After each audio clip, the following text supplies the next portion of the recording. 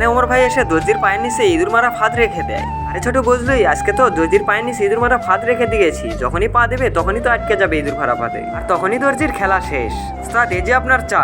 হ্যাঁ হ্যাঁ দে আগে চা খেয়ে নেই। ইয়ার শিট, এখনই চা দিতে আসা লাগলো।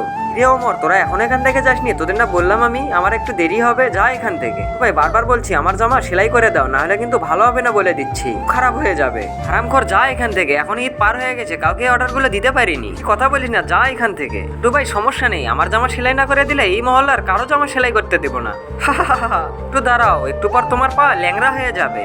তোর মাথার ছিট গেছে নাকি? কি বলতেছিস এসব? কিছু না, তুমি তোমার কাজ করো। কে যে দর্জির কি অবস্থা করবো, ওই যে দেখ কারেন্টের ওখানে কে। তারা ওদেরকে দেখে আমার মাথায় একটা প্ল্যান এসেছে, তুই এখানেই থাক। এই ভাই সাহেব, আপনারা কি বিদ্যুৎ অফিস থেকে এসেছেন?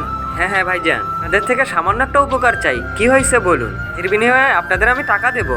এই যে নেন টাকা, এটা দিয়ে আপনারা চা বিস্কিট খায়েন, ঠিক আছে ছোট ভাই, সমস্যা নেই।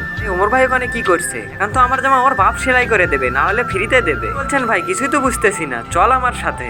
তারপর কি হলো দেখার আগে বন্ধুরা, দুটি ছবির মধ্যে মাকে ভালোবেসে থাকলে ভিডিওতে লাইক দিয়ে চ্যানেলটি সাবস্ক্রাইব করে দিন।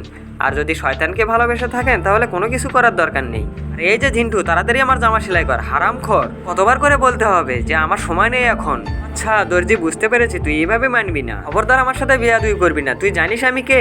আরে শালা তুই এলাকার এমপি নাকি বে? শালা দর্জি থাম, আমি দেখাচ্ছি মজা। আরে মামু তাড়াতাড়ি কারেন্টটা কেটে দাও তো। এই তো এই তো মামু, আবার কেটে দাও, আবার লাগাও। শালা হারামজাদা দর্জি, তুই যদি আমার কাপড় সেলাই করে না দিস তাহলে এক সপ্তাহ তোর কারেন্ট আসবে না, তখন বুঝতে পারবি মজা। এই অমর, তুই আমার বড় ভাই, মাফ করে দে আমাকে। হ্যালো মামু, আমার কাজ হয়ে গেছে, কারেন্ট দিয়ে দাও, ওর লাগে দেখ।